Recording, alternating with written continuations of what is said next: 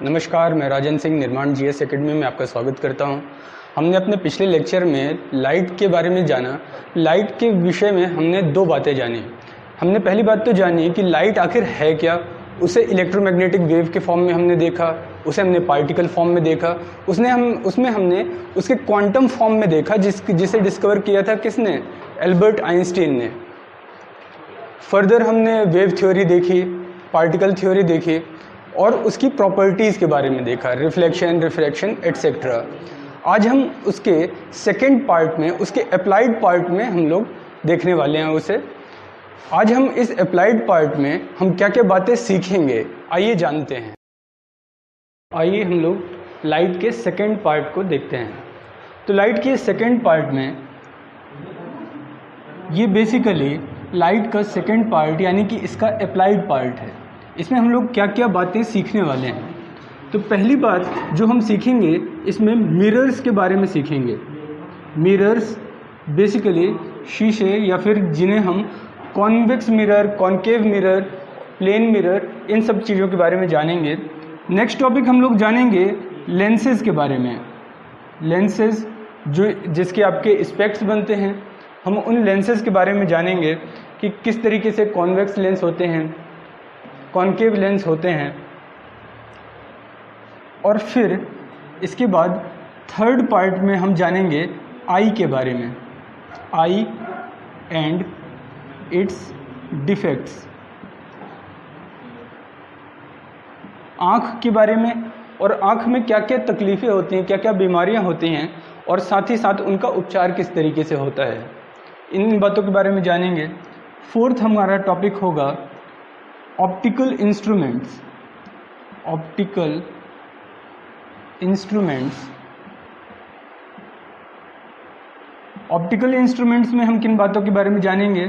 तो हम सबसे पहली बात जानेंगे माइक्रोस्कोप के बारे में। माइक्रोस्कोप, टेलीस्कोप,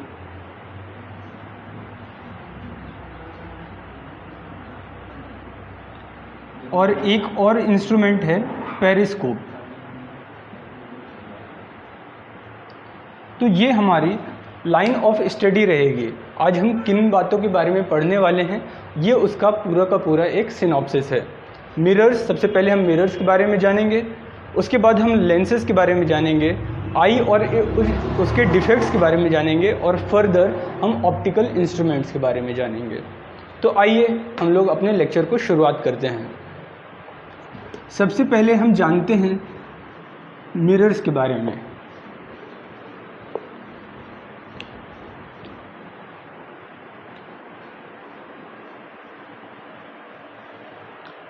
लाइट में हमारा पहला टॉपिक है मिरर्स।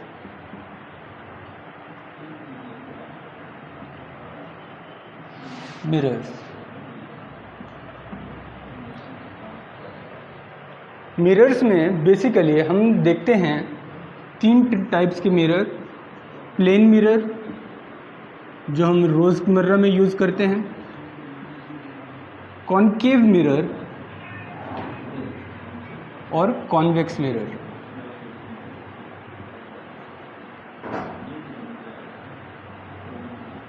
कॉन्केव मिरर को अवतल दर्पण भी कहा जाता है और कॉन्वेक्स मिरर को उत्तल दर्पण हिंदी में कहा जाता है। तो हम पहले जानते हैं प्लेन मिरर के बारे में। ये हमारा basically topic reflection of light से संबंधित है। तो प्लेन मिरर में किस तरीके की इमेजेस बनती हैं, उससे कई बार क्वेश्चंस पूछे जाते हैं। तो आइए हम लोग प्लेन मिरर को जानते हैं और प्लेन मिरर की किस प्रकार की इमेजेस होती हैं उनके बारे में जानते हैं।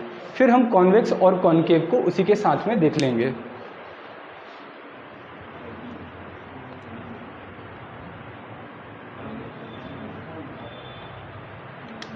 तो देखिए प्लेन मिरर, अगर मैं मान लूँ कि ये हमारा प्लेन मिरर है और इसकी बैक साइड एक शाइनी सरफेस है, सामने तरफ एक जहाँ से हम लोग मिरर देखते हैं वो वाली सरफेस, और ये एक शाइनी सरफेस जो जहाँ पर हमने कोटिंग कर रखी है, जिसके कारण से हम इमेजेस को देख पाते हैं। तो अब हम जानने की कोशिश करें, यदि यहाँ पर कोई एक ऑब्जेक्ट है, कोई एक पर्सन है, तो इसकी इमेजेस के बारे में हम क्या क्या बातें जान सकते हैं। पहली बात इमेज के बारे में कि इसकी इमेज कैसी बनेगी, ये वर्चुअल होगी। तो इमेजेस के बारे में हम जान लेते हैं कि इमेज किस प्रकार की होती हैं। इमेज एक तो होती हैं रियल इमेजेस और दूसरी होती हैं वर्चुअल इमेजेस। रियल इमेजेस की खासियत क्या है, तो रियल इमेजेस को हम स्क्रीन में देख सकते हैं। जिन भी इमेजेस को हम स्क्रीन में देख सकते हैं उन्हें हम रियल इमेजेस कहते हैं, और जिन्हें हम स्क्रीन में नहीं देख सकते उन्हें हम वर्चुअल इमेजेस कहते हैं। इसे हम एक तरीके से और देखने की कोशिश करते हैं कि रियल इमेजेस वो इमेजेस होती हैं जो कि मिरर के सामने की तरफ बनती हैं। रियल इमेजेस वो होती हैं जो मिरर के सामने की तरफ बनती हैं, और जो मिरर के बैक साइड में बनती हैं वो कैसी इमेजेस कहलाती हैं, वर्चुअल इमेजेस कहलाती हैं। जब हम दूसरे मिरर्स के बारे में देखेंगे, कॉनकेव मिरर, कॉन्वेक्स मिरर, तो उसमें हम डिटेल तरीके से देखेंगे कि कौन सी वर्चुअल इमेजेस बन रही हैं और किस तरीके से रियल इमेजेस बन रही हैं। तो पहली बात तो ये कि जो प्लेन मिरर है, इस प्लेन मिरर में हमेशा और हमेशा कैसी इमेजेस बनेंगी, तो ये हमेशा और हमेशा वर्चुअल इमेजेस बनेंगी। दूसरी बात, सेम डिस्टेंस, अगर आपकी इमेज यहाँ से 10 मीटर्स है तो इसकी इमेज जो बनेगी वो भी कितनी दूरी पे बनेगी, इसकी 10 मीटर्स पे ही बनेगी। प्लेन मिरर की एक खासियत है कि जब भी इमेजेस बनती हैं तो इमेजेस सेम डिस्टेंस पे होती हैं, सेम डिस्टेंस पे होती हैं। तीसरी बात, इमेजेस कैसी होती हैं, लेटरली इन्वर्टेड होती हैं। यानी कि आपका अगर सीधा हाथ है तो वो इमेज में कैसा दिखता है, उल्टे हाथ जैसा, और उल्टा हाथ कैसा दिखता है, सीधे हाथ जैसा। तो इसमें एक लेटरल इन्वर्जन होता है, लेटरल इन्वर्जन होता है।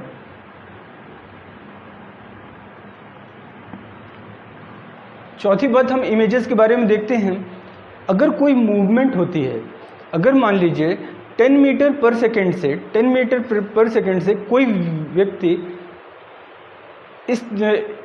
इस प्लेन मिरर से दूर की तरफ जाता है, इस प्लेन मिरर से दूर की तरफ जाता है, तो उसकी इमेज उससे कितनी दूरी, कितनी स्पीड से जा रही होगी। यानी कि यदि कोई व्यक्ति या फिर कोई भी ऑब्जेक्ट 10 मीटर पर सेकेंड की रफ्तार से इस प्लेन मिरर से दूर की तरफ जा रहा है, दूर की तरफ जा रहा है, तो इसकी इमेज इस पर्सन से कितनी स्पीड से जाती हुई दिखाई देगी, तो वो उससे डबल स्पीड से जाती हुई दिखाई देगी, वो उससे 20 मीटर पर सेकेंड की रफ्तार से जाती हुई दिखाई देगी। ये भी सब्जेक्ट पूछा जाता है, डबल स्पीड से जाती हुई दिखाई देगी। और क्या बातें हैं, एक और क्वेश्चन बनता है कि अगर क्या करें, अगर किसी पर्सन को अपनी पूरी इमेज, अपनी पूरी की पूरी इमेज प्लेन मिरर में देखनी है, तो उसमें लगभग कितने साइज़ का उसे मिरर चाहिए होता है। तो यदि हम देखें रिफ्लेक्शन वाले तरीके से, तो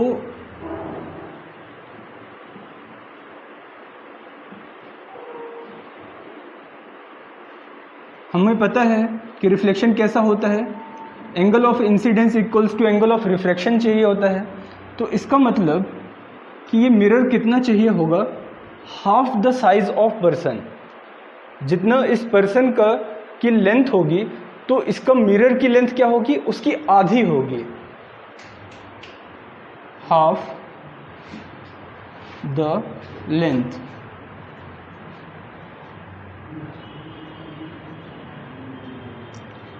कितनी, आधी लेंथ। मिरर कितना चाहिए होता है, हमेशा पर्सन की लेंथ का आधा मिरर चाहिए होता है उसकी पूरी की पूरी लेंथ को देखने के लिए। ठीक है, एक क्वेश्चन और यहाँ से बनता है इस प्लेन मिरर से कि यदि कोई लाइट है उसे इस प्लेन मिरर में इंसिडेंट किया जा रहा है, ये प्लेन मिरर में गिर रही है, ये एक नॉर्मल रे होगी। एंगल ऑफ इंसिडेंस को और एंगल ऑफ रिफ्रैक्शन ये तो बराबर होते हैं। यदि हम क्या करें कि हम प्लेन मिरर को थीटा एंगल से रोटेट कर दें, कोई भी एक एंगल से हम इसे प्लेन मिरर को क्या कर दें, रोटेट कर दें, और ये एंगल कितना है, तो ये एंगल हमने मान लिया कि ये एंगल थीटा एंगल से हमने इसे रोटेट कर दिया। तो जब थीटा एंगल से अगर हमने रोटेट किया है तो इसका मतलब इसका नॉर्मल भी क्या हो गया होगा, इसके भी जो परपेंडिकुलर रे है नॉर्मल वाली, ये भी किस थीटा एंगल से ही रोटेट हो गई होगी, और इसका मतलब एंगल ऑफ इंसिडेंस कितना बढ़ गया होगा, थीटा से बढ़ गया होगा। तो रिफ्लेक्टेड एंगल भी कितना बढ़ जाएगा, incident angle plus reflected angle.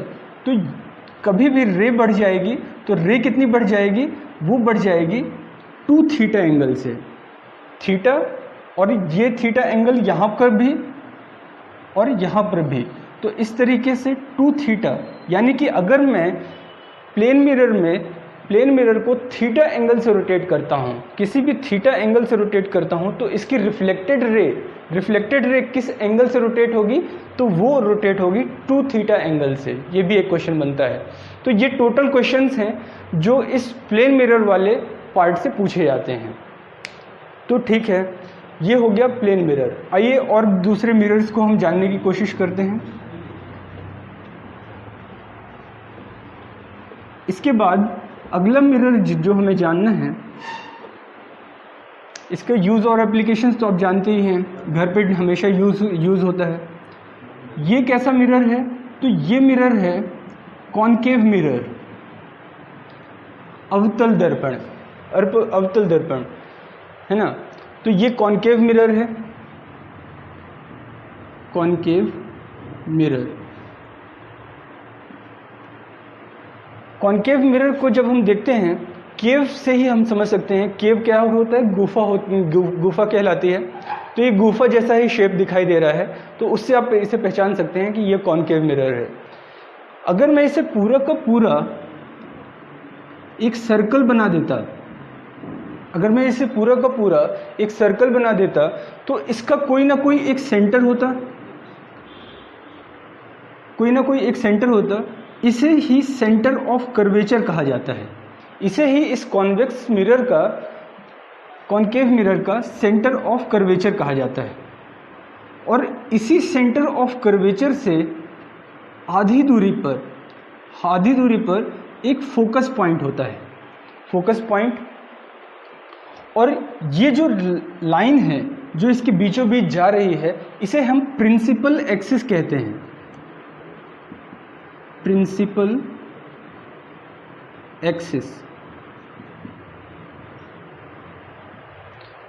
Axis. तो ये प्रिंसिपल एक्सिस हो गई, ये सेंटर ऑफ कर्वेचर हो गया, ये फोकस हो गया, और ये पॉइंट क्या कहलाता है, जहाँ पर वो मिरर से टकराती है, प्रिंसिपल एक्सिस, इसे पोल कहते हैं। Principal axis, centre of curvature, focus और पोल। आइए अब हम कुछ इसकी प्रॉपर्टीज़ के बारे में जान लेते हैं। इसकी पहली प्रॉपर्टी ये कि अगर कोई भी रे इस प्रिंसिपल एक्सिस से पैरेलल निकलती है, अगर कोई भी रे इस प्रिंसिपल एक्सिस के पैरेलल निकल रही होती है, तो वो हमेशा और हमेशा इस कॉनकेव मिरर से टकराकर इसके फोकस पॉइंट से निकलती है। ये इसकी पहली प्रॉपर्टी होती है कि कोई भी रे यदि इस सेंटर ऑफ कर्वेचर, इस प्रिंसिपल एक्सिस के पैरेलल जा रही होती है, समांतर जा रही होती है, तो वो हमेशा और हमेशा इस कॉनकेव मिरर से टकराकर इसके फोकस पॉइंट से निकलती है। ये इसकी पहली प्रॉपर्टी हो गई। दूसरी प्रॉपर्टी है कि यदि कोई रे इसके फोकस पॉइंट से जा रही होती है, यदि कोई रे इसके फोकस पॉइंट से जा रही होती है, तो वो हमेशा और हमेशा इसके पैरेलल निकलती है। पैरेलल जा रही थी तो फोकस पॉइंट से निकल रही थी, और फोकस पॉइंट से जा रही होती है तो पैरेलल निकलती है। ठीक है, ये दो बातें आप समझ गए। यदि कोई रे इसके सेंटर ऑफ कर्वेचर से जाती है, ये इसका फोकस पॉइंट है,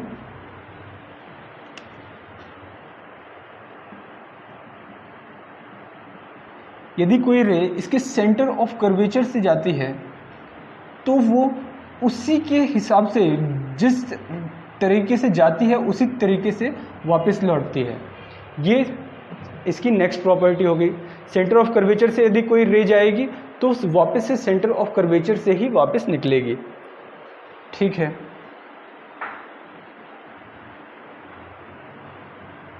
इसकी तीसरी प्रॉपर्टी, यदि कोई रे इसकी पोल वाली पोजीशन से टकराएगी तो हम जानते हैं कि angle of incidence equals to angle of refraction होता है, तो ये सेम एंगल बनाती हुई निकलेगी।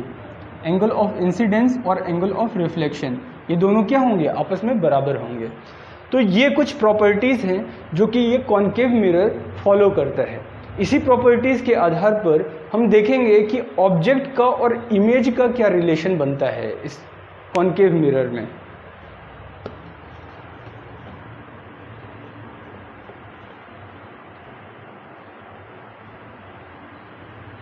तो आइए हम देखते हैं, ये मान लेते हैं कि ये हमारा कॉन्केव मिरर है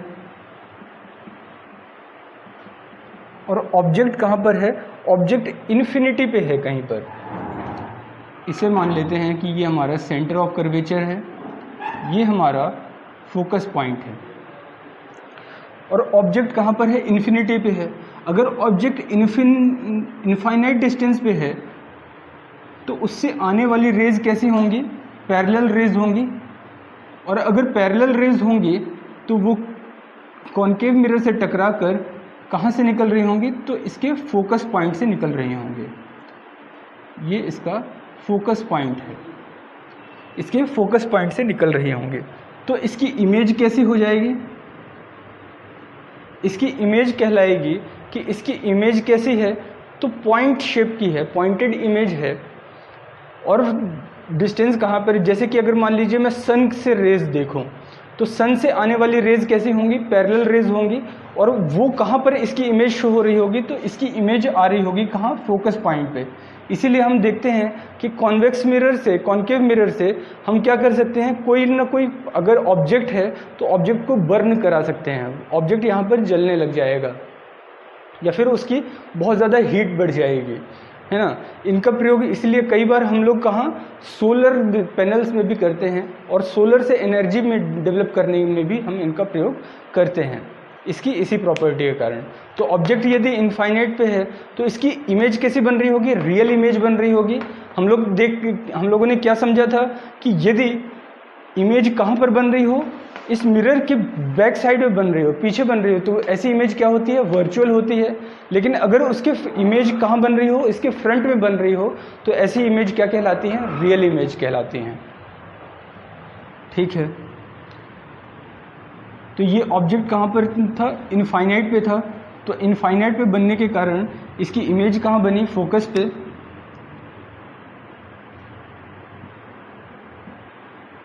अब हम दूसरा देख लेते हैं, जैसे कि मान लें ये फोकस है, ये इसका सेंटर ऑफ कर्वेचर है, और ऑब्जेक्ट अब की बार हमने इनफाइनाइट की जगह पे ऑब्जेक्ट सेंटर ऑफ कर्वेचर के बाद बाहर रख दिया। तो सेंटर ऑफ कर्वेचर के बाहर रखने से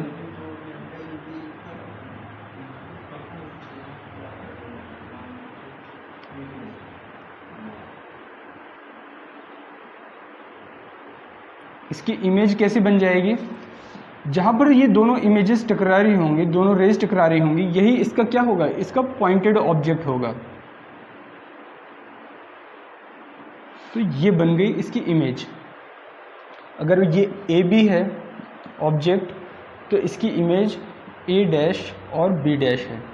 तो हमने देखा कि अगर हमने ऑब्जेक्ट को इनफाइनाइट से उठा करके हमने कहाँ रख दिया, सेंटर ऑफ कर्वेचर के बाद में, तो इसकी इमेज कैसे बन गई, सेंटर ऑफ कर्वेचर और फोकस के बीचों बीच बन गई। और इमेज कैसी है, इमेज रियल है, और रियल के साथ साथ कैसी है, इन्वर्टेड है, उल्टी इमेज है, सीधी इमेज नहीं है, है ना। इमेज कैसी है, उल्टी है। इस ऑब्जेक्ट को थोड़ा सा और पास में ला करके हम देखते हैं। अब की बार हम क्या कर देते हैं कि इसकी इमेज, इसके ये जो क्वेश्चंस हैं, ये कई बार क्वेश्चन आपसे डायरेक्ट ही पूछा जाएगा कि यदि किसी कॉन्केव मिरर में ऑब्जेक्ट कहाँ पर हो, सेंटर ऑफ कर्वेचर के बाहर रखा हुआ हो, तो उसकी इमेज कैसी फॉर्म होगी, रियल इमेज फॉर्म होगी या वर्चुअल इमेज फॉर्म होगी, सीधी इमेज इरेक्ट इमेज होगी या फिर इन्वर्टेड इमेज होगी, सीधी होगी उल्टी होगी। ये सब बातें आपसे डायरेक्ट पूछी जाती हैं, तो आप इसका आंसर डायरेक्ट ही दे सकते हैं कि इसकी इमेज कैसी होगी, इमेज रियल होगी और रियल के साथ साथ इन्वर्टेड होगी, और कहाँ पर इमेज होगी, सेंटर और फोकस के, सेंटर ऑफ कर्वेचर और फोकस पॉइंट के दोनों के बीच में होगी।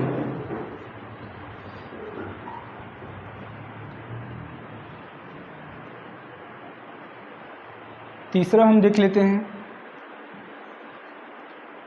हमने एक कॉन्केव मिरर लिया,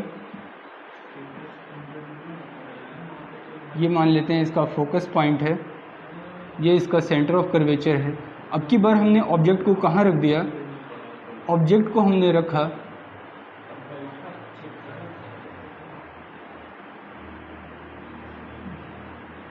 इसके सेंटर ऑफ कर्वेचर में ही,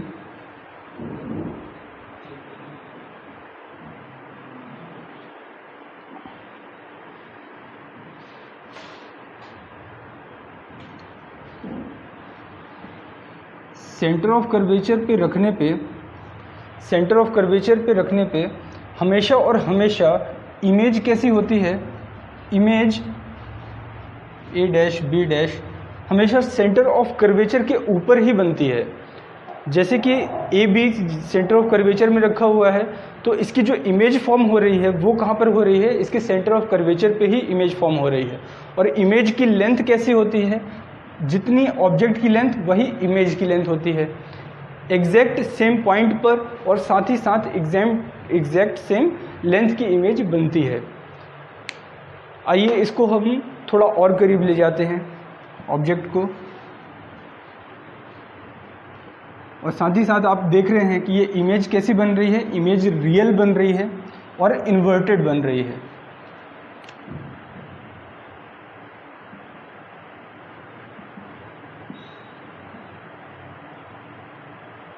ये मान लेते हैं ये फोकस पॉइंट है, ये इसका सेंटर ऑफ कर्वेचर है। अब की बार हमने ऑब्जेक्ट को कहाँ रख दिया, फोकस और सेंटर ऑफ कर्वेचर के बीच में।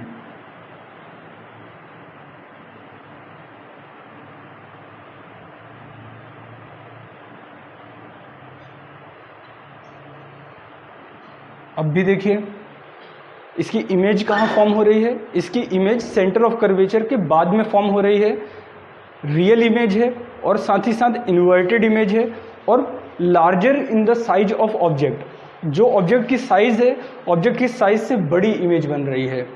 तो इस तरीके से ये इमेज फॉर्म होती है। आइए इसको फोकस पॉइंट पे भी रख के देख लेते हैं।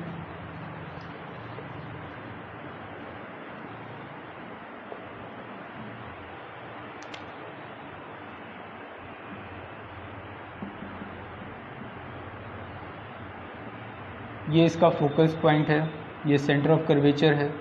अब की बार मैंने ऑब्जेक्ट को कहाँ पर रख दिया, फोकस पॉइंट पे रख दिया। तो फोकस पॉइंट पे रखने पे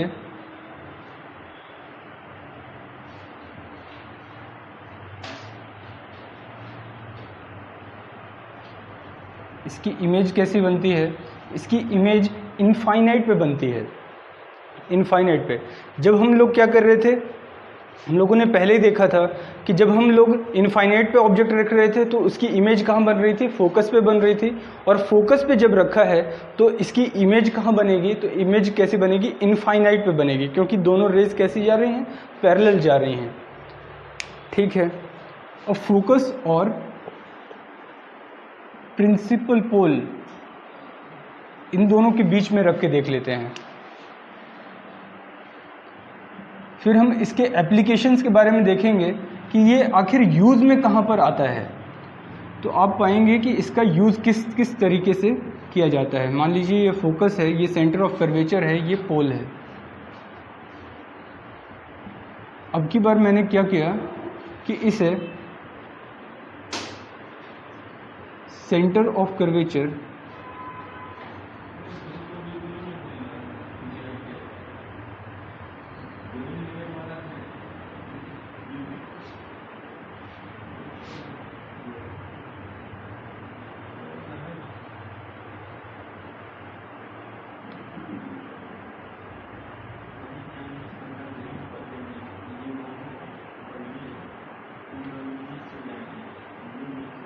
अब की बार मैंने इसे कहाँ रख दिया, फोकस और पोल के बीच में रख दिया।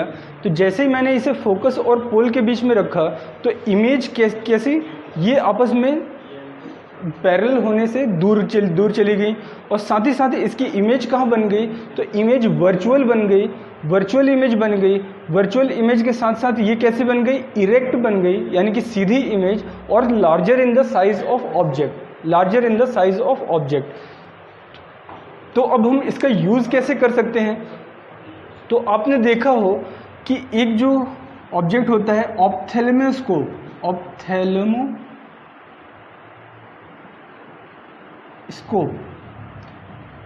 इसको बेसिकली डेंटिस्ट लोगों के पास आप लोगों ने देखा होगा। तो डेंटिस्ट के पास क्या होता है, एक ऑप्थेल्मोस्कोप होता है, एक छोटा सा एक कांच की चीज़ होती है, उसमें से जब वो टीथ को देखते हैं तो ऐसी इमेज वो उसको कहाँ पर रखते हैं, फोकस और पॉइंट के बीच में ऑब्जेक्ट को रखते हैं। और साथ ही साथ इसकी इमेज कैसी बनती है, इसकी इमेज लार्ज साइज की बनती है, ताकि वो चीज़ों को बहुत ही अच्छे तरीके से देख पाते हैं, एक बड़े साइज में देख पाते हैं। जैसे हमारे टीथ हैं, टीथ पे कोई भी अगर उसमें खराबी आई तो उसकी एक बड़ी इमेज उन्हें दिखाई देती है, और वो कैसे दिखाई देती है, एक वर्चुअल इमेज दिखाई देती है, और इस तरीके से वो उसे आइडेंटिफाई कर पाते हैं।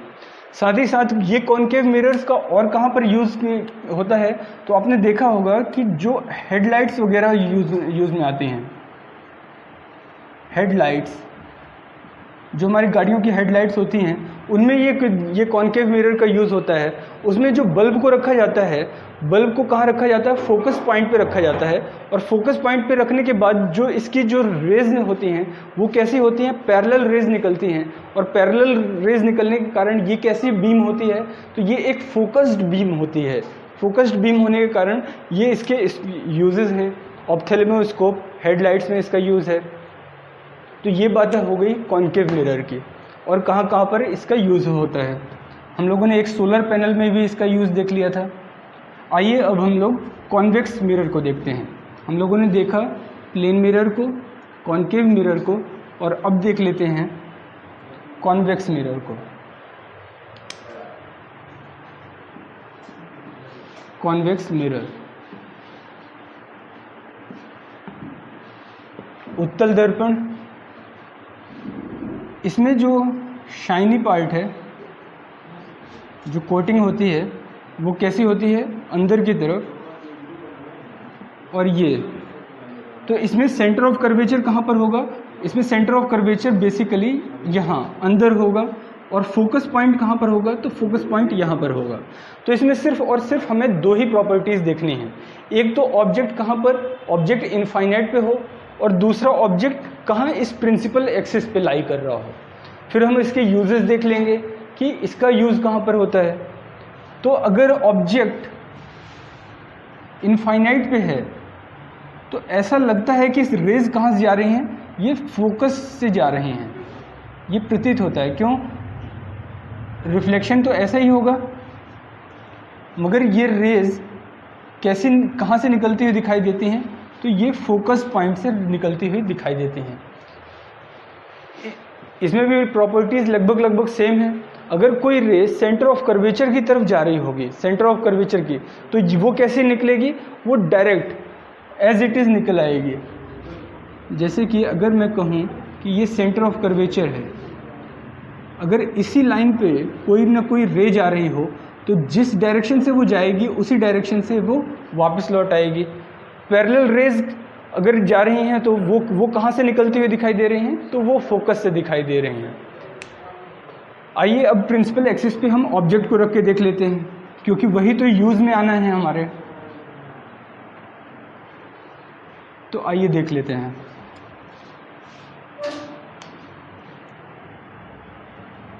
ये हो गया हमारा कॉन्वेक्स मिरर, और हमने क्या किया, एक ऑब्जेक्ट को यहाँ पर रख के देख लिया। ये इसका फोकस पॉइंट है और ये इसका सेंटर ऑफ कर्वेचर है।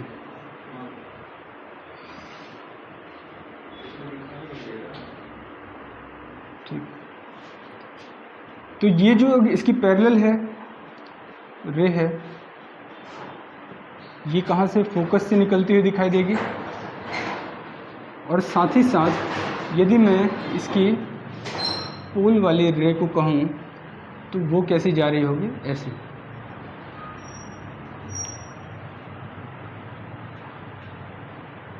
तो अब देखिए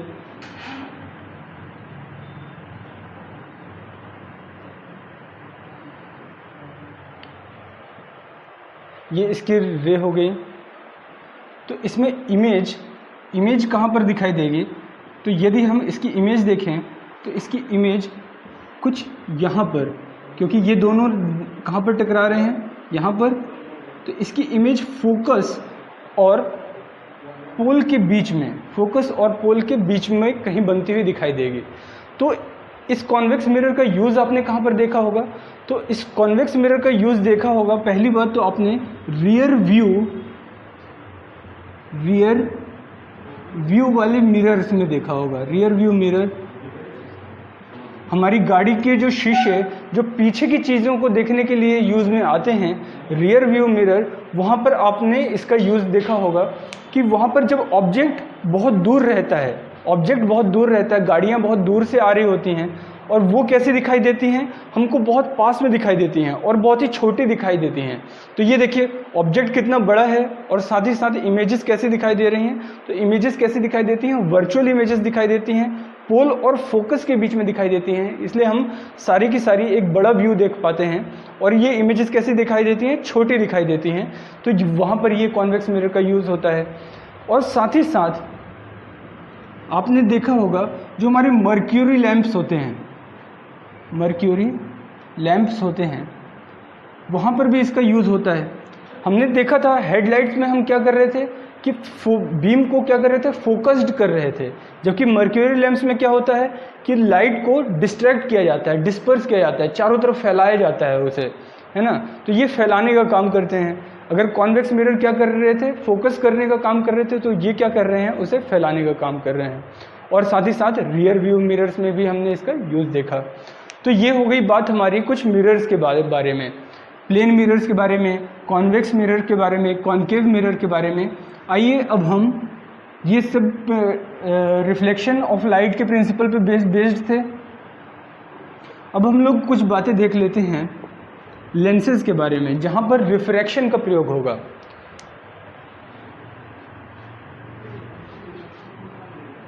आइए अब लेंसेज के बारे में देख लेते हैं। लेंसेज दो ही हैं, एक तो कॉन्केव मिरर और दूसरा कॉन्वेक्स मिरर।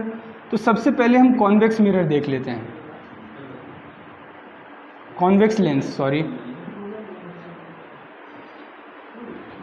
ये पोल है। कॉन्वेक्स उत्तल लेंस कहेंगे इसे, है ना। ये क्या होता है, साइड से ये सकरा होता है और बीच वाले पार्ट से ये चौड़ा होता है, ठीक है। इसकी मोटाई ज़्यादा होती है बीच वाले पार्ट में, और साइड वाले पार्ट में क्या होता है, ये पतला होता है। तो इसकी भी कुछ प्रॉपर्टीज़ लगभग मिरर जैसी ही हैं, कंपेयर करेंगे तो हमें दिखाई दे जाएगा। अब यहाँ पर ये लाइट क्या होगी, मिरर में लाइट क्या हो रही थी, टकरा करके वापस लौट आ रही थी, जबकि यहाँ पर वो क्या कर रही होगी, इससे पास हो जा रही होगी। तो इसमें भी दो पॉइंट हैं, जैसे कि F1 और F2, ठीक है। और सेंटर ऑफ कर्वेचर भी दो होंगे, एक इसका और एक इसका, C1 और C2। तो लाइट रेज जब भी कभी पैरेलल लाइट रेज जाती हैं तो वो आपस में क्या हो जाती हैं, रिफ्रैक्ट हो जाती हैं, और रिफ्रैक्ट होने के बाद कहाँ से निकल रही होती हैं, तो फोकस से निकल रही होती हैं। वहाँ पर भी हमने देखा था फोकस, लेकिन वहाँ पर फोकस कैसे रिफ्लेक्ट होकर के वापस इस फोकस पे आ जा रही थी, जबकि यहाँ पर ये क्या हो रही हैं, रिफ्रैक्ट हो रही हैं, और रिफ्रैक्ट होने के बाद इस फोकस पॉइंट पे मिल रही हैं। तो ये क्या हो गई, लाइट रेज। और ये कैसा लेंस है, तो ये है कॉन्वेक्स लेंस है, कॉन्वेक्स लेंस है, ठीक है। इसमें भी वही सारी प्रॉपर्टीज़ हम देखेंगे कि अगर कभी ऑब्जेक्ट कहाँ पर हो, तो सेंटर ऑफ कर्वेचर के बाद में रखा हुआ हो, तो सेंटर ऑफ कर्वेचर में के बाद में रखने वाला ऑब्जेक्ट अपनी इमेज कहाँ पर बनाएगा, तो अपनी इमेज बनाएगा ये फोकस और सेंटर ऑफ कर्वेचर के बीच में,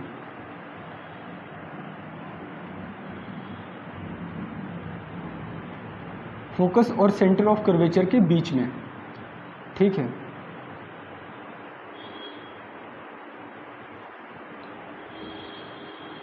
ठीक है, इसे हम समझ लेंगे। फॉर एग्ज़ाम्पल पोल से निकलती हैं तो पोल से सीधी निकल जाते हैं। ठीक है, और अगर फोकस से निकलते हैं तो ये फोकस से निकल रही है, तो ये दोनों आपस में कुछ इस जगह पे टकराएंगे और इस जगह पे बनने के बाद ये फोकस और सेंटर ऑफ कर्वेचर के बीच में इसकी इमेज बनेगी। इस तरीके से देख लेते हैं, थोड़ा सा क्लियर करके देख लेते हैं। कॉन्वेक्स लेंस, कॉन्वेक्स लेंस का बेसिकली काफ़ी ज़्यादा प्रयोग होगा। जो हमारी आई है, आँख है, उसमें भी जो लेंस होता है वो भी कॉन्वेक्स प्रकार का होता है। माइक्रोस्कोप और टेलीस्कोप, हर एक चीज़ जो बनेगी वो सब की सारी सब किससे बनेगी, तो इस कॉन्वेक्स लेंस से ही बनेगी। ये फोकस, ये सेंटर ऑफ कर्वेचर, ये फोकस, ये सेंटर ऑफ कर्वेचर। ठीक है, ऑब्जेक्ट को हमने कहाँ पर रखा, तो सेंटर ऑफ कर्वेचर के बाद में रखा। अगर सेंटर ऑफ कर्वेचर के बाद में रखते हैं तो सेंटर ऑफ कर्वेचर के बाद में रखने के कारण ये इमेज कैसे फॉर्म हो रही होगी। ये इसका पोल है,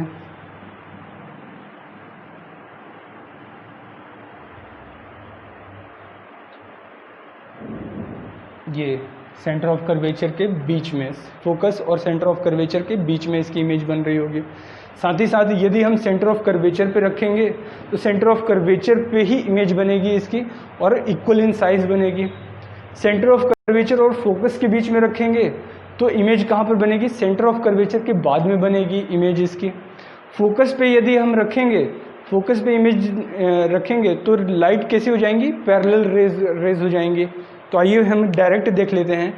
सेंटर ऑफ कर्वेचर पे देखेंगे तो सेंटर ऑफ कर्वेचर, अगर मैं इसे सेंटर ऑफ कर्वेचर कर दूं, ये सेंटर ऑफ कर्वेचर, तो इमेज कहाँ बन रही होगी, इसी सेंटर ऑफ कर्वेचर पे ही बन रही होगी।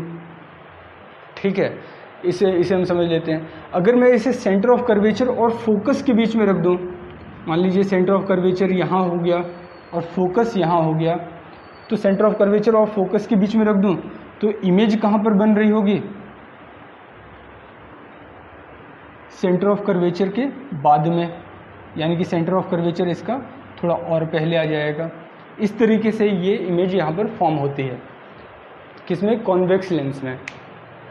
आइए हम थोड़ा सा और आगे देख लेते हैं इसको। जो इसके यूज़ की बातें हैं मैं उस पर ज़्यादा फोकस करूँगा, और जो थोड़ा सा अननेसेसरी बातें हैं जिसमें आपको थोड़ा सा बोरिंग हो सकता है, उसे मैं अवॉइड करने की कोशिश कर रहा हूँ। जो आपके लिए इम्पॉर्टेंट है उसे मैं ज़्यादा डिटेल में दिखाऊंगा, जैसे कि ये फोकस, ये सेंटर ऑफ कर्वेचर, ये फोकस और सेंटर ऑफ कर्वेचर। ये बेसिकली आपका हाइपरमेट्रोपिया जो बीमारी होती है आई से रिलेटेड, दूरदृष्टि दोष जिसे कहते हैं, उस दूरदृष्टि दोष में इसका प्रयोग होता है, इस लेंस का। तो यदि मैं इसे फोकस पे रख दूं, ऑब्जेक्ट को यदि मैं फोकस पे रख दूं, तो ऑब्जेक्ट की इमेज कैसी बन रही होगी,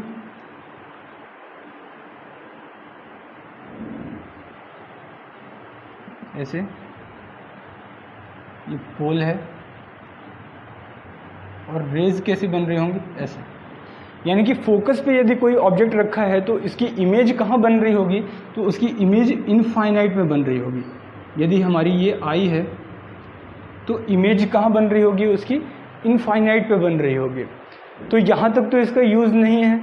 जब इसका यूज़ कहाँ पर आएगा, जब हम ऑब्जेक्ट को कहाँ रखेंगे, फोकस और पॉइंट के बीच में रखेंगे, तब इसका यूज़ आएगा। और वहीं पर हम इसको माइक्रोस्कोप, टेलीस्कोप वगैरह में यूज़ करते हैं उस प्रॉपर्टी को। तो इस प्रॉपर्टी को हम ज़्यादा अच्छे तरीके से समझ लेते हैं।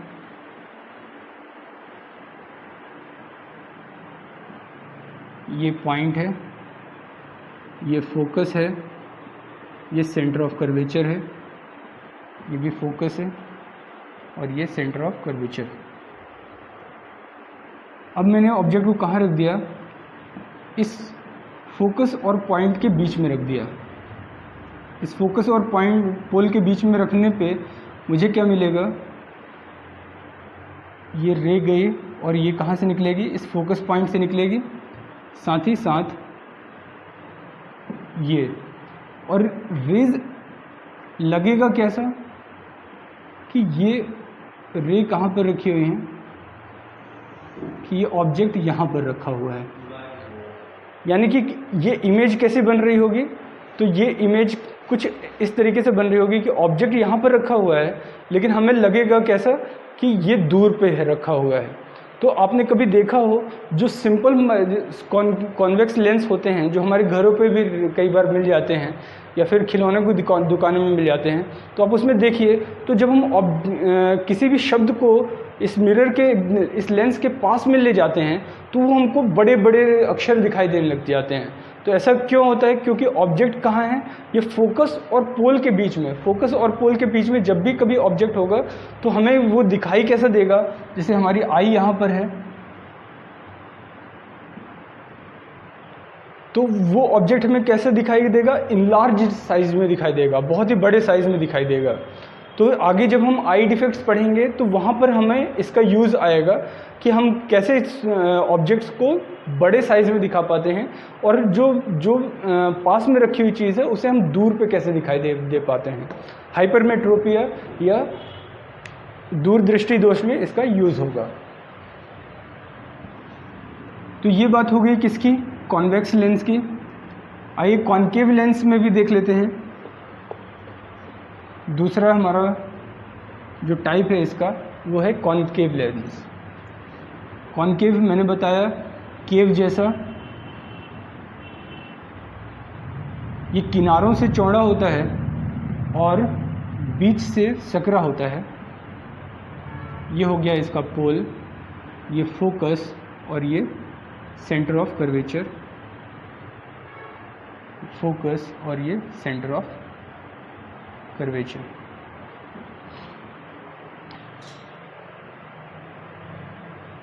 इसमें भी यदि रेज पैरेलल होती हैं तो पैरेलल रिफ्लेक्ट होकर के कैसे जाएंगी, ऐसे, और साथ ही साथ ये लगेगा कैसे कि ये फोकस से निकल रही हैं, है ना। देखने वाले को कैसा लगेगा कि ये फोकस से निकल रही हैं।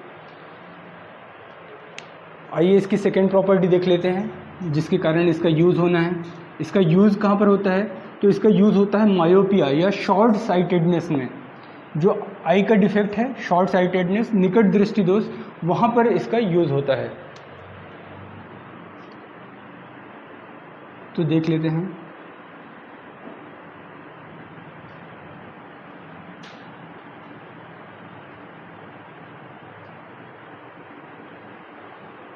ये पोल है, मान लीजिए ये मैंने ऑब्जेक्ट को रखा, कोई भी ऑब्जेक्ट,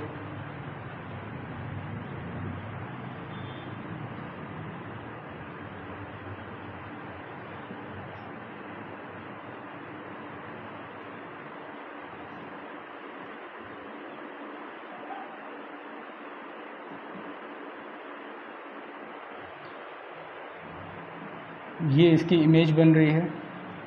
तो इमेज कैसी बन रही है, इमेज ऐसी बन रही है कि कोई भी ऑब्जेक्ट बड़ा था तो वो अब हमें छोटा दिखाई दे रहा है, और वो कहाँ पर दिखाई दे रहा है, वो अब पास आता हुआ दिखाई दे रहा है। ऐसा लग रहा है कि वो ऑब्जेक्ट कहाँ आ गया है, पास में। यानी कि कोई भी ऑब्जेक्ट जो शॉर्ट साइटेडनेस होती है, मायोपिया होता है, निकट दृष्टि दोष होता है, उसमें ऑब्जेक्ट क्या होता है, ऑब्जेक्ट हमेशा और हमेशा जो दूर का ऑब्जेक्ट है उसे हम कहाँ पर ले देते हैं, उसे पास में ला देते हैं, क्योंकि पास में हमें सही दिखाई दे रहा होता है। तो इस तरीके से हम काम करते हैं। ये कौन सा लेंस हो गया हमारा, कॉनकेव लेंस, कॉनकेव लेंस, ठीक है। तो इस तरीके से हमने देख लिया मिरर्स के बारे में और साथ ही साथ हमने देख लिया लेंस के बारे में। आइए अब हम कुछ बातें जान लेते हैं। हमारा तीसरा टॉपिक आई के बारे में, हमारी आँखों के बारे में।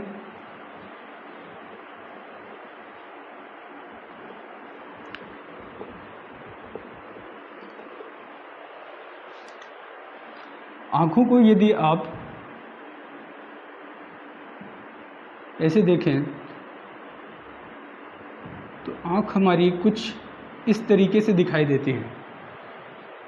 तो ये हमारा जो बाहर का पार्ट, जो वाइटिश पार्ट दिखाई देता है, जो आउटर मोस्ट लेयर दिखाई देती है, वो बेसिकली होती क्या है? तो वो बेसिकली होती है कॉर्निया। ये क्या होती है? ये होती है कॉर्निया। और इसके बीच में ये जो पार्ट हमें हल्का डार्क कलर का दिखाई देता है, जो कि आंखों के कलर के लिए भी रिस्पॉन्सिबल है, इसे हम क्या कहते हैं? इसे हम कहते हैं आइरिस। और कभी आपने आंखों में देखा हो तो आंखों के बीच में एक बहुत ही ज़्यादा डार्क पार्ट दिखाई देता है, बहुत ही ज़्यादा डार्क पार्ट, और वो बढ़ता और सिकुड़ता रहता है। इसे हम कहते हैं क्या? इसे हम कहते हैं प्यूपिल। ये हमारी लाइट की इंटेंसिटी पे डिपेंड करता है। जब लाइट की इंटेंसिटी ज़्यादा होती है तो ये सिकुड़ जाता है, और जब लाइट की इंटेंसिटी कम होती है तो ये दूर दूर फैल जाता है, ताकि लाइट को ज़्यादा से ज़्यादा लाइट को अलाउ कर सके। और लाइट को कम करने के लिए क्या करता है? ये आपस में पास आ जाता है। तो ये क्या कहलाता है?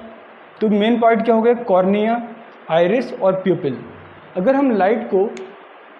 हम आई को बॉल के शेप में देखें, जो बॉल के शेप में है, उस शेप में देखें तो आई किस तरीके से दिखाई देगी? आई का हमने क्रॉस सेक्शनल व्यू लिया है। ये क्रॉस सेक्शनल व्यू।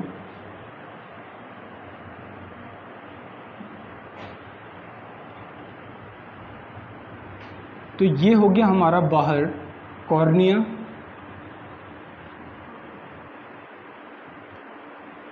यहीं बीच में है हमारा आइरिस। ये स्मॉल ओपनिंग है, छोटी सी जगह जो छूटी हुई है, यही क्या कहलाती है? हमारी प्यूपिल। और यहीं इसके प्यूपिल के पास ही एक लेंस होता है, जो कि हमारी आंखों में होता है, और ये कॉन्वेक्स प्रकार का होता है। इसे हम आई लेंस कहते हैं, आई लेंस कहते हैं।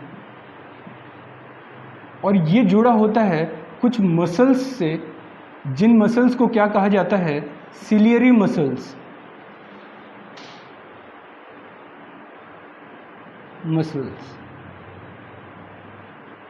ये इस लेंस को बड़ा करने में और छोटा करने में, ताकि इसका फोकस पॉइंट एडजस्ट हो सके और इसकी इमेज कहाँ बन सके? इस रेटिना में बन सके, इसके लिए रिस्पॉन्सिबल होती हैं। ये बाहर जहाँ पर इसकी इमेज बनती है वो क्या कहलाता है? वो कहलाता है रेटिना। तो ऑब्जेक्ट यदि है, हमें कोई भी चीज़ दिखाई कैसे देती है? तो कभी भी कोई ऑब्जेक्ट है तो उस ऑब्जेक्ट पर कुछ रेज पड़ती हैं, कुछ लाइट रेज पड़ती हैं, और वो लाइट रेज इससे रिफ्लेक्ट होकर के जाती हैं, और इसके रिफ्लेक्शन से लाइट रे इंसिडेंट होती है ऑब्जेक्ट पे।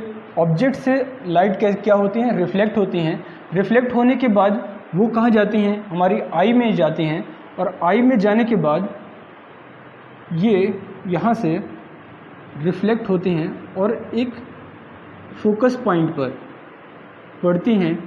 और यहाँ पर क्या होता है? यहाँ पर हमारा रेटिना होता है।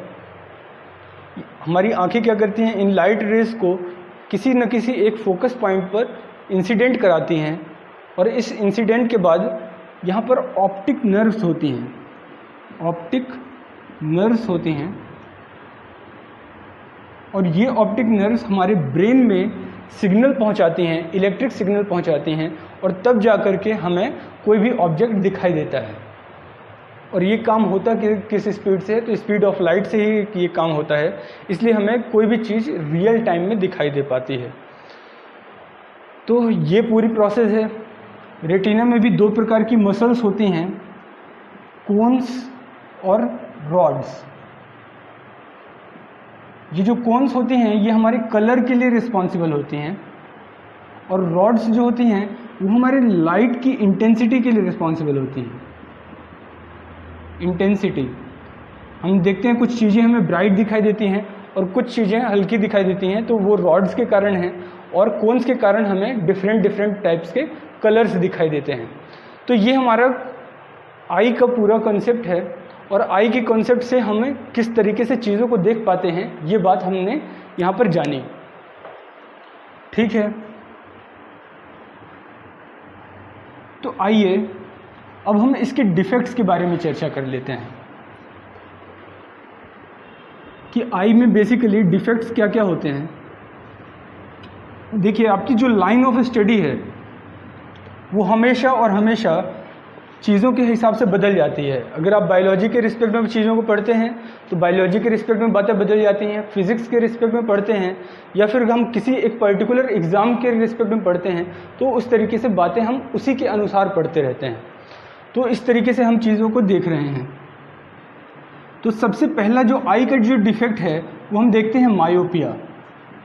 मायोपिया आँखों का डिफेक्ट, जिसमें हमें क्या होता है, जिसे हम साथ ही साथ क्या कहते हैं, शॉर्ट साइटेडनेस कहते हैं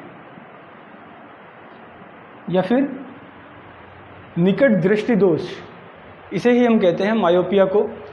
तो मायोपिया में होता क्या है, बेसिकली जैसे हमारी ये आई है,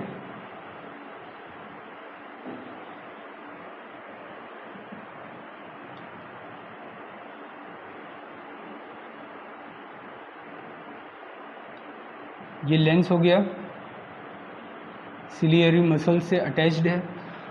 तो होता क्या है कि जो भी लाइट रेज हमारी आंखों में पड़ रही होती हैं, आंखों में पड़ने के बाद ये इन्हें फोकस तो होना था रेटिना पे, लेकिन ये रेटिना से पहले ही फोकस्ड हो जा रही होती हैं। इसी दोष के कारण, इसी दिक्कत के कारण इसका नाम पड़ता है मायोपिया। यानी कि ये रेज कैसी हो जा रही हैं, शॉर्ट हो जा रही हैं। इन्हें पढ़ना तो था रेटिना पर, लेकिन रेटिना से पहले ही फोकस हो गई, इसलिए इसे क्या कहा जाता है, शॉर्ट साइटेडनेस कहा जाता है, निकट दृष्टि दोष। यानी कि कोई भी चीज़ हमें क्या हो रही होती है, पास की चीज़ तो हमें साफ दिखाई दे रही होती है, लेकिन दूर की चीज़ें हमें साफ नहीं दिखाई दे रही होती हैं। तो हमें क्या, इसका कारण क्या क्या हो सकता है, किस कारण से ये फोकस पहले हो जा रही हैं। तो इसके कारण कई सारे हो सकते हैं। पहला कारण हो सकता है इसका कि आई बॉल्स का छोटा हो जाना। ये जो आई बॉल है ये छोटी हो जाए तो इसकी फोकस क्या हो जाएगा, पहले हो जाएगा। सॉरी, आई बॉल्स जब बड़ी हो जाती हैं तो इसका फोकस क्या हो जाता है, आई बॉल्स क्या हो जाती हैं, बड़ी हो जाती हैं, तो इसका फोकस क्या हो जाता है, पहले होने लग जाता है। साथ ही साथ ये जो इसका लेंस है, आई लेंस है, इसकी जो फोकल लेंथ है उसमें कमी आ जाना। आई लेंस की फोकल लेंथ में कमी आ जाने के कारण भी ये दिक्कत आने लग जाती है, मायोपिया या शॉर्ट साइटेडनेस आने लग जाती है। तीसरी बात, इसकी जो सिलियरी मसल्स हैं, जिस मसल्स के कारण ये जो लेंस है ये अटैच्ड है, इसमें क्या हो जाए, इसमें इलोंगेशन आ जाए, ये बढ़ जाए, तो इस कारण से भी ये मायोपिया दिक्कत आने लग जाती है। तो ये कुछ कारण हैं जिसके कारण से ये मायोपिया जैसी दिक्कत आती है। तो इसे ठीक करने के लिए हम क्या करते हैं, तो इसे ठीक करने के लिए हम जो लेंस प्रयोग करते हैं वो हम लेंस यूज़ करते हैं कॉनकेव लेंस। हम लेंस कैसा यूज़ करते हैं, कॉनकेव लेंस। कॉनकेव लेंस क्या करता है, इसकी इमेज को पीछे रेटिना पे फोकस कराने लग जाता है, जिसके कारण हमारी इसकी दिक्कत दूर हो जाती है। दूसरी इसकी दिक्कत देखते हैं। दूसरी इसकी दिक्कत है आईज की, वो है हाइपरमेट्रोपिया। सेकेंड प्रॉब्लम है आई की हाइपरमेट्रोपिया,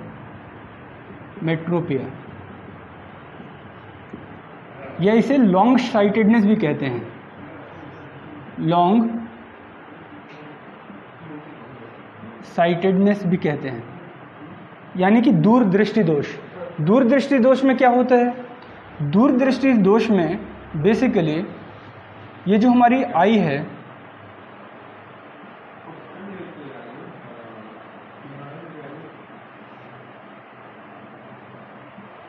ये लेंस है,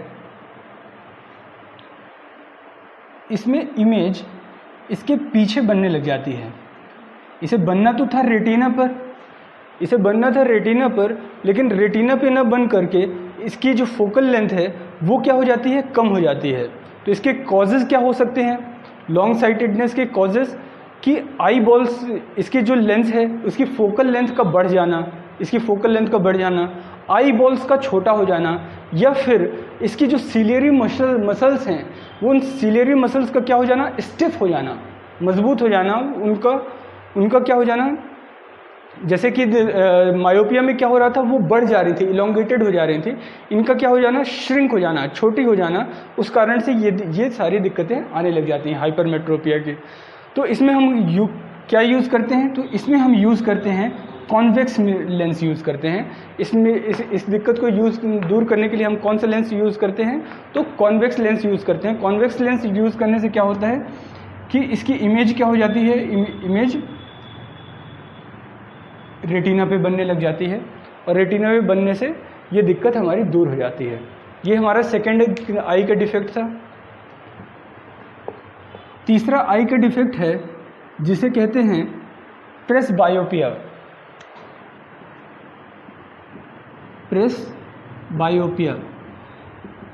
प्रेसबायोपिया क्या है? ये दरअसल मायोपिया और हाइपरमेट्रोपिया का मिला जुला रूप है। इसमें फोकल लेंथ से दिक्कत नहीं आती, इसमें दिक्कत आती है किसमें? सिलियरी मसल्स के कारण। ये बेसिकली बीमारी किसे होती है? लगभग बुजुर्गों को भी ये बीमारी होती है। उनकी सिलियरी मसल्स क्या होती हैं कि जो लेंस है उसे कॉन्ट्रैक्ट करना या उसे बड़ा करना, छोटा करना, ये सब किसका काम है? तो ये सिलियरी मसल्स का काम है। तो सिलियरी मसल्स क्या करती हैं? इनको ना तो ये छोटा कर पाते हैं और ना ही बड़ा कर पाते हैं। इस कारण से उन्हें पास की चीज़ें और दूर की चीज़ें दोनों को देखने में दिक्कत होती है। तो इसे दूर करने के लिए हम क्या करते हैं? इसे दूर करने के लिए हम बाईफोकल लेंस का यूज़ करते हैं। बाईफोकल लेंस का प्रयोग करते हैं। आपने देखा हो बुजुर्गों के चश्मे कुछ इस तरीके से होते हैं कि उसमें ऊपर से देखने के लिए अलग ग्लासेस होते हैं और नीचे से देखने के लिए अलग ग्लासेस होते हैं। तो ये ऊपर वाले जो ग्लासेस होते हैं वो किस प्रकार के होते हैं? तो ये कॉन्केव टाइप के होते हैं, और ये जो पास वाले ये कैसे होते हैं? ये कॉन्वेक्स टाइप के होते हैं। तो ये इस तरीके की दिक्कत क्या कही जाती है? तो ये दिक्कत कही जाती है प्रेसबायोपिया। अगली इसकी प्रॉब्लम है एस्टिग्मेटिज्म। आपने देखा हो कई बार लोगों को प्रॉब्लम होती है कि दिखता तो सारी बातें हैं लेकिन उन्हें धुंधला दिखाई देता है। एस्टिग्मेटिज्म ये लगभग 50 से 60% लोगों को ये इस तरीके की दिक्कत आती है, आंखों को पे धुंधला दिखाई देना। इसका कारण क्या होता है कि जैसे हमारी आइज़ का ये जो आइरिस है, जैसे हमारी ये आई है, तो आई का शेप कैसा होता है? ये राउंड शेप होता है। ये राउंड शेप ना हो करके आई का शेप कैसा हो जाए? ये लाइक अ सॉसर बॉल हो जाए, यानी कि ये शेप कैसा हो जाए? पूरा गोल ना हो करके ये सॉकर बॉल की तरह हो जाए, या फिर मैं कहूँ कि अंडे के शेप का हो जाए। यदि अंडे के शेप का हो जाता है, पैराबोलिक शेप हो जाता है इसका, तो इस तरीके के शेप को के कारण क्या हो जाता है कि फोकल लेंथ कई सारी हो जाती हैं। जैसे हमारी ये आई है और यहाँ पर ये लेंस है, तो इसमें जो फोकस बन रहे होते हैं ये कुछ आगे तो कुछ पीछे तो कुछ एक से ज़्यादा फोकल लेंथ बनने लग जाती हैं। इस तरीके की प्रॉब्लम को क्या कहा जाता है? तो एस्टिग्मेटिज्म कहा जाता है, जिसके कारण चीज़ों का धुंधला दिखाई देना शुरू हो जाता है। तो इसे दूर करने के लिए किस तरीके के लेंसेज का प्रयोग होता है? तो इसे दूर करने के लिए सिलेंड्रिकल लेंस का प्रयोग होता है। सिलेंड्रिकल लेंसेज का प्रयोग होता है। ये क्वेश्चन डायरेक्ट पूछा जाता है कि एस्टिग्मेटिज्म को दूर करने के लिए किस तरीके के लेंसेज का प्रयोग होता है? तो वो यूज़ होता है सिलेंड्रिकल लेंसेज का प्रयोग होता है। तो हम लोगों ने 3 टॉपिक डिस्कस कर लिए, मिरर डिस्कस कर लिया, लेंस डिस्कस कर लिया, और साथ ही साथ हमने डिस्कस कर लिया आई। आइए हम इसके फाइनल टॉपिक पे चलते हैं। तो फाइनल टॉपिक है इसका optical instruments. Optical instruments optical instrument में सबसे पहली बात माइक्रोस्कोप को देख लेते हैं। माइक्रोस्कोप और टेलीस्कोप, इसमें क्वेश्चन क्या पूछा जाता है कि दरअसल दोनों में माइक्रोस्कोप हो चाहे वो टेलीस्कोप हो, दोनों में ही कॉन्वेक्स लेंसेज का ही प्रयोग होता है। दोनों में ही कॉन्वेक्स लेंसेज का प्रयोग होता है।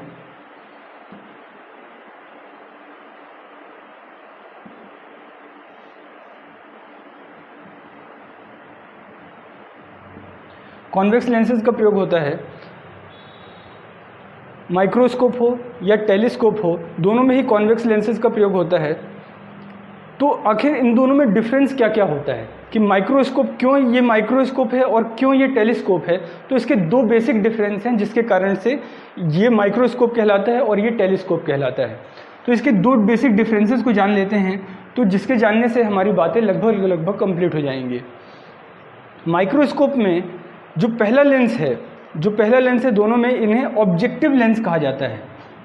ऑब्जेक्टिव लेंस कहा जाता है। और ये जो पीछे वाले लेंस हैं इन्हें आई पीस कहा जाता है, जहाँ से हम चीज़ों को देखते हैं। जहाँ से चीज़ों को देखते हैं वो क्या कहलाते हैं, आई पीस कहलाते हैं। और जो सामने वाले लेंस होते हैं वो क्या कहलाते हैं, ऑब्जेक्टिव लेंस। माइक्रोस्कोप में आपने देखा हो तो इसमें जो सामने वाला लेंस होता है वो तो छोटा होता है, लेकिन आई पीस वाला जो लेंस होता है वो बहुत बड़ा होता है। जबकि टेलीस्कोप में इसका उल्टा होता है। टेलीस्कोप में जो सामने वाला लेंस है, ऑब्जेक्टिव लेंस है, वो तो काफ़ी बड़े साइज़ का होता है, लेकिन जो आंखों के पास वाला लेंस होता है वो कैसा होता है, वो बहुत ही छोटे साइज़ का होता है।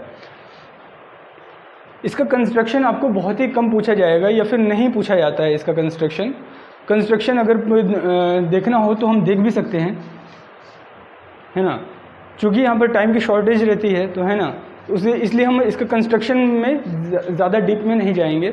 जितना हमारे सिलेबस में हम उतनी ही बात करेंगे, है ना। तो पहली बात हमने देख ली कि इनके ऑब्जेक्टिव लेंस और आई पीस के साइज़ का डिफरेंस होता है। साथ ही साथ हम क्या जान सकते हैं कि इसके माइक्रोस्कोप और टेलीस्कोप में फाइनल साइज़ का भी डिफरेंस होता है। जैसे माइक्रोस्कोप होते हैं तो ये बहुत ही स्मॉल साइज़ के होते हैं, जबकि टेलीस्कोप क्या होते हैं, टेलीस्कोप का साइज़ बहुत बड़ा होता है, लार्ज साइजेस के होते हैं। ये काफ़ी दूर दूर होते हैं, है ना। ऑब्जेक्टिव लेंस और आई पीस काफ़ी दूर दूर होते हैं। माइक्रोस्कोप में ये क्या होते हैं, काफ़ी पास पास होते हैं। जैसे कि अगर हम कॉन्वेक्स लेंस में देखें तो कॉन्वेक्स लेंस में हम देख क्या रहे थे कि जब भी हम फोकस और पोल के बीच में कोई भी ऑब्जेक्ट को रख रहे थे तो इसकी इमेज कैसे बन रही थी, इसकी इमेज काफ़ी बड़ी बन रही थी। वही तरीका होता है माइक्रोस्कोप को फाइंड आउट करने का। टेलीस्कोप में क्या होता है, टेलीस्कोप में ये जो रेज आ रही होती हैं वो इनफाइनाइट पॉइंट से आ रही होती हैं, और इनफाइनाइट पॉइंट से आने पे ये एक पॉइंट पर टकरा रही होती हैं, और इस पॉइंट को लगभग फोकस के बीच में रखा जाता है, जिसके कारण ये जो इमेज बनती है वो इन्वर्टेड बनती है। और कितनी दूरी पे बनती है, वो least distance of distinct vision में बनती है। Least distance of distinct vision यानी कि ऐसी डिस्टेंस जहाँ पर हमें साफ साफ दिखाई देता है कोई भी चीज़, तो वो होती है कितनी, 25 सेंटीमीटर। ये आपको डायरेक्ट क्वेश्चन पूछा जाता है कि least distance of distinct vision कितना होता है, कौन सी ऐसी दूरी है जहाँ पर हमें चीज़ें साफ साफ दिखाई देती हैं, तो वो कितनी होती है, 25 सेंटीमीटर। तो वो वहाँ पर इमेज बन रही होती है। तो ये हो गया हमारा माइक्रोस्कोप और टेलीस्कोप। लास्ट में हमारा एक फाइनल टॉपिक बचा हुआ है, वो है पेरिस्कोप। पेरिस्कोप को हम जान लेते हैं, इसके बाद हमारा ये टॉपिक ख़त्म हो जाएगा। पेरिस्कोप क्या होता है, पेरिस्कोप बेसिकली बंकर्स और सबमरीन्स में मिलिट्री इक्विपमेंट्स में यूज़ किया जाता है। आपने देखा हो कि सोल्जर्स क्या होता है, बंकर्स में गड्ढों के अंदर दबे हुए रहते हैं, लेकिन फिर भी वो एनिमी को, अपने शत्रु को दूर से ही देख पा रहे होते हैं, यानी कि अपनी लाइन ऑफ साइट को चेंज करके चीज़ों को देख पा रहे होते हैं। साथ ही साथ सबमरीन्स में भी क्या होता है, सबमरीन्स में भी कुछ ऐसा ही कॉन्सेप्ट होता है कि सबमरीन तो समुद्र के नीचे चल रही होती हैं, लेकिन समुद्र के ऊपर की शिप्स को वो देख पाती हैं। वो उसके लिए वो डिज़ाइन होते हैं पेरिस्कोप। पेरिस्कोप की बहुत ही सिंपल डिज़ाइन होती है। उसमें क्या होता है कि दो प्लेन मिरर लगे हुए होते हैं, और वो 2 प्लेन मिरर कैसे 45 डिग्रीज़ के एंगल में लगे हुए होते हैं, 45 डिग्रीज़ के एंगल में लगे हुए होते हैं, कुछ इस तरीके से। यहाँ से अगर हम चीज़ों को देख रहे हैं, ये हमारी आई है, ये हमारी आई है, तो हम यहाँ से चीज़ को देख रहे हैं। मान लीजिए कि ये बंकर, ये है, ये क्या है, डेप्थ है। बंकर में कोई भी सोल्जर है और वो सामने वाले सोल्जर को कहाँ से देख रहा है, इस वाले एंगल से देख रहा है। यहाँ से लाइट रे इंसिडेंट होती है, ये इसे रिफ्लेक्ट करती है दूसरे प्लेन मिरर पे, और यहाँ से वो अपने एनिमी को देख पाता है। साथ ही साथ इस तरीके के यूज़ हम किस में कर सकते हैं, सबमरीन में भी, कि शिप ऊपर है और इंसान कहाँ से देख रहा है, नीचे से देख रहा है। जो हमारे नए मिलिट्री आर्टिलरी गन्स बन रही हैं, उनमें भी ये कंसेप्ट यूज़ होता है कि अगर कोई वॉल के पीछे है तो एनिमी की मूवमेंट को देखने के लिए हम बिना वॉल के उस तरफ गए ही एनिमी की मूवमेंट को चेक कर सकते हैं इन पेरिस्कोप के द्वारा। तो आप अब बता पाएंगे माइक्रोस्कोप के बारे में, टेलीस्कोप के बारे में और पेरिस्कोप के बारे में। तो आज के इस चैप्टर में लाइट के सेकंड पार्ट में बेसिकली हमने लाइट का अप्लाइड पार्ट देखा, और इस लाइट के अप्लाइड पार्ट में हमने सीखा लेंसेज के बारे में, मिरर्स के बारे में, आई के बारे में और ऑप्टिकल इंस्ट्रूमेंट्स के बारे में। तो ये था हमारा लाइट का सेकंड पार्ट। और ये लेक्चर आपको कैसा लग रहा है, आपको कितना पसंद आ रहा है, आप इसके बारे में हमें जानकारी दे सकते हैं कमेंट के साथ। Thank you very much.